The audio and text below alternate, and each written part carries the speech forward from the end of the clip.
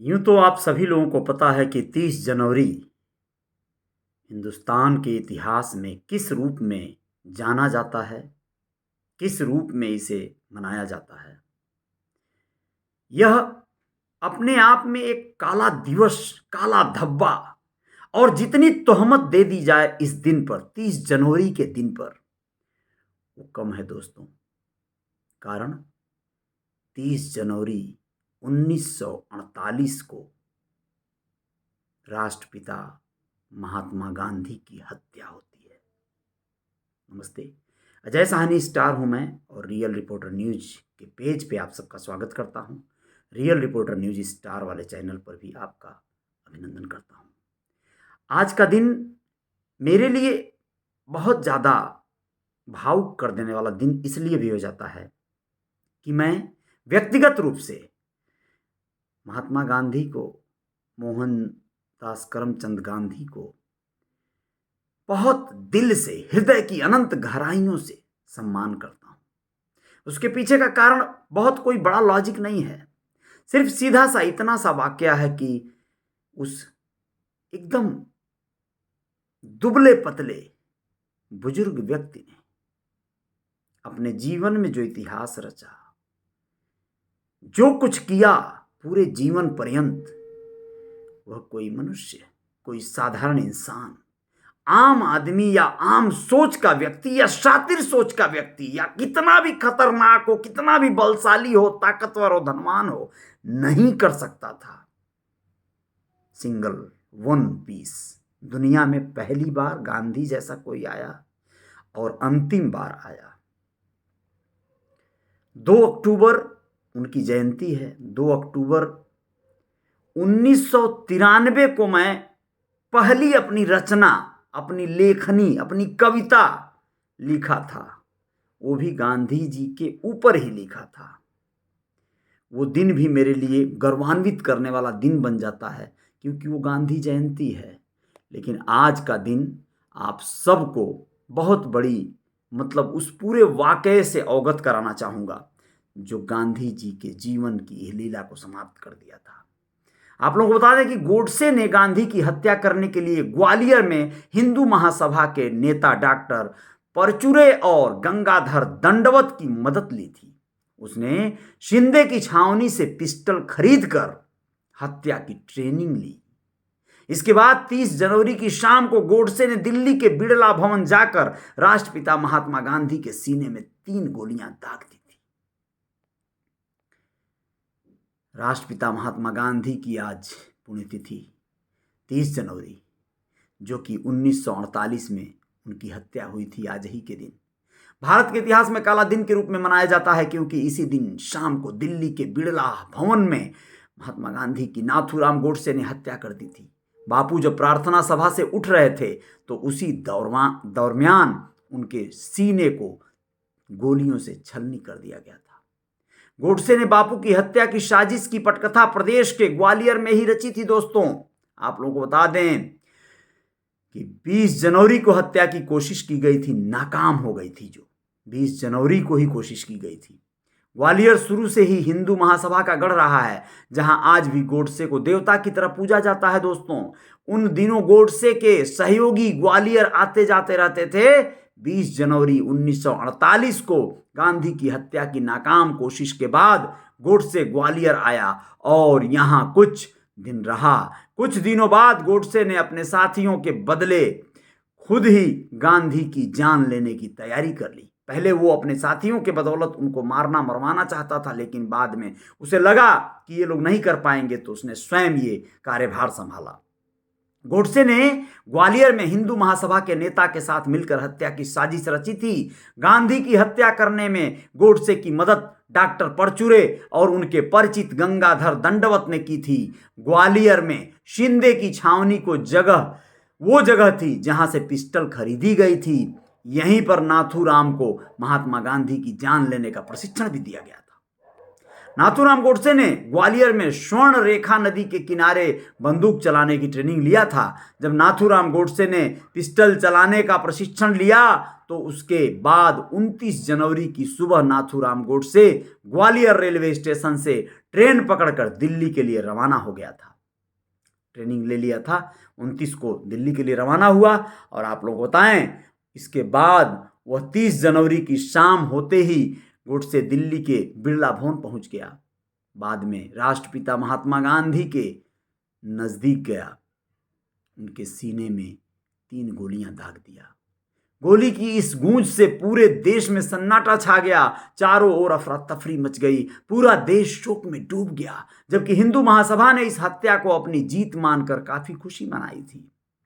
ग्वालियर में हिंदू महासभा के सदस्य आज भी महात्मा गांधी की हत्या को एक मिशन के रूप में मानते हैं। उनका कहना है कि नाथूराम गोडसे द्वारा महात्मा गांधी को मारना एक मिशन था और एक मिशन के तहत ही नाथूराम गोडसे ग्वालियर आया था।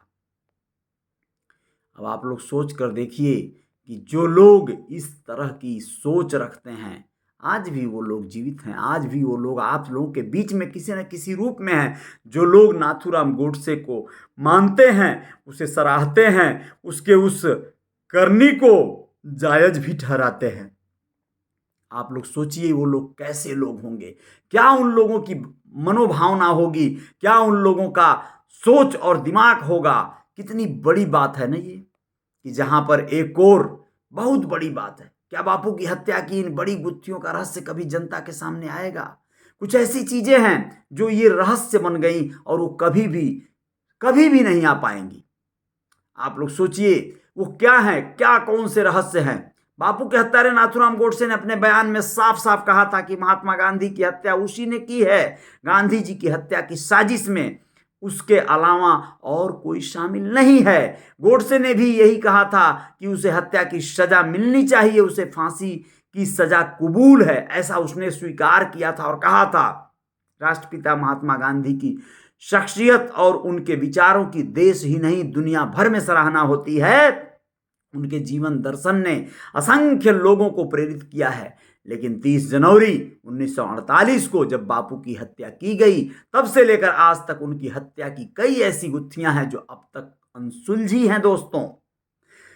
जैसे गुत्थी नंबर 1 क्या है? बापू के शरीर पर 4 गोलियों के निशान थे, पर 3 ही क्यों मिली? 4 गोलियां लगी थी। नाथूराम गोडसे खुद कहा था, जब उसने गोली मारने से पहले गांधी जी को प्रणाम किया, उसी दौरान उसके हाथ से गोली चल गई थी। गोडसे ने कहा था कि वह 2 गोली मारने वाला था, लेकिन 3 गोलियां चल गई थी, जिसके बाद बापू कराहते हुए गिर पड़े। सालों बाद जांच पड़ताल और अनुसंधान में कई दावे किए गए। मुंबई के पंकज फडणवीस ने कोर्ट में कुछ साक्ष्य पेश करने का दावा किया, हालांकि तब कोर्ट ने उसे खारिज कर दिया था। लेकिन उनके फॉरेंसिक रिपोर्ट के हवाले से दावा किया गया था कि बापू के शरीर पर 3 नहीं बल्कि 4 निशान थे। हालांकि गोडसे ने 3 गोलियां चलाने की बात कही थी, लेकिन मौकाए वारदात पर मौजूद एक विदेशी पत्रकार ने कहा था कि उसने 4 गोलियां चलने की आवाज सुनी थी। बैरेटा इटली की गन कंपनी है। आप लोगों को बता दें, बैरेटा पिस्टल केवल अंग्रेजों को मिलती थी, गोडसे को कहां से मिल गई?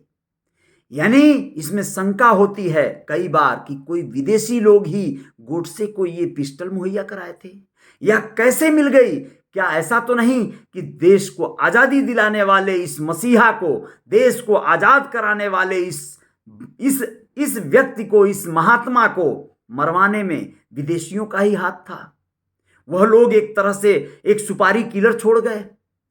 जहां उस पिस्टल का निर्माण किया गया था, नाथूराम गोडसे ने महात्मा गांधी को उसी बैरेटा पिस्टल से हत्या की थी। M1934 बैरेटा पिस्टल का सीरियल नंबर था 606824। वह 9 mm की पिस्टल थी दोस्तों। यह पिस्टल इटली की सेना को सप्लाई की जाती थी, लेकिन वह पिस्टल गोडसे को कैसे मिल गई? इस पर विवाद है, बहुत राजनीतिक बयानबाजी भी हुई है। ऐसा कहा जाता है कि सिंधिया घराने की सेना ने इटली से वह पिस्टल मंगवाई थी, लेकिन गोडसे के हाथ वह पिस्टल कैसे लगी, यह एक रहस्य है।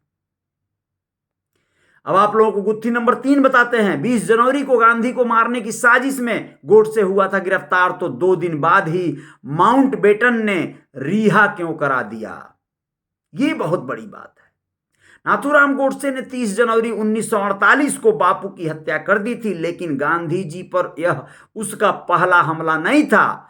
वह इससे पहले भी बापू की हत्या करने की साजिश रचा था, लेकिन वह तब असफल हो गया था।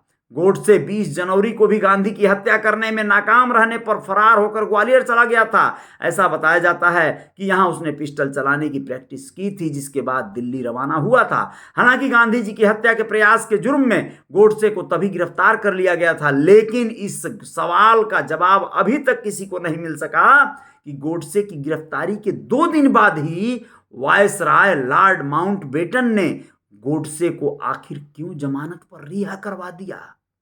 इसका मतलब है, इसका अर्थ है कि गांधी से बदला लेने के लिए ब्रिटानिया सरकार जो जिन विदेशियों के मुंह पर तमाचा जड़ा था, वो बुढ़ा, वह बुजुर्ग, उसको मारने में इन लोगों ने पूरा पूरा पूरा अपना योगदान है। उन लोगों ने देश के गद्दारों को ढूंढ लिया और उन्हीं लोगों से मरवाने का कार्य किया। गुत्थी नंबर 4, पोस्टमार्टम क्यों नहीं कराया गया। गांधी जी की हत्या के बाद दोषियों के खिलाफ कानूनी प्रक्रिया चलाई गई। दोषियों को फांसी और उम्र कैद की भी सजा दी गई। दुनिया भर में उस जघन्य हत्याकांड की कठोर शब्दों में निंदा की गई, लेकिन बापू के शव का पोस्टमार्टम नहीं किया गया। आखिर क्यों? इस सवाल का जवाब आज भी लोग तलाशते हैं। बीजेपी नेता सुब्रमण्यम स्वामी ने भी इस संबंध में सवाल उठाया था। अब सोचिए क्या मतलब है। उड़ीसा के बोलांगीर जिले के निवासी हेमंत पांडा ने तो कुछ साल पहले इस संबंध में केंद्रीय गृह मंत्रालय से भी जानकारी मांगी थी। पांडा ने गांधी स्मृति और दर्शन समिति के हवाले से कहा था कि बापू के परिवार वालों की इच्छा के मुताबिक उनका पोस्टमार्टम नहीं किया गया था। यहां तक कि गांधी जी की हत्या की एफआईआर की प्रति भी जानकारी उन्हें नहीं मिल सकी थी। यह सब दुर्भाग्य है। यह सब ऐसी बातें हैं, ऐसी वारदातें हैं जिनका कभी कोई जवाब न मिला है, न मिलेगा। इसमें न जाने कितने लोग कैसे कैसे, किस रूप में, कहां से क्या थे, कैसे सम्मिलित थे, ये सब इतिहास बन गया। लेकिन आप लोग ये जान लीजिएगा कि उस दुबले पतले बुजुर्ग ने, उस महात्मा ने जो देश को दिया, जो देश के लिए किया, उसे कतई गोली तो नहीं मिलना चाहिए था। जो अंततः इस तरह से लोगों ने उन्हें मौत दिया, वो मौत नहीं मिलना चाहिए था। फिर भी उन्होंने, जब भीड़ ने उस नाथूराम गोडसे को घेर लिया, पकड़ लिया और कुछ युवा उसे पीटने लगे, मार मार कर मार डालने की कोशिश करने लगे, तो उसी महात्मा ने, जो उसकी सांसें अभी चल रही थी, उसने जो राम राम कहकर धरती पर धराशायी हुआ था, उसने रोक दिया कि ना, मत मारो उसे। ये थे गांधी, ये थे बापू। बापू के आज पुण्यतिथि पर उन्हें शत शत नमन है। विनम्र श्रद्धांजलि।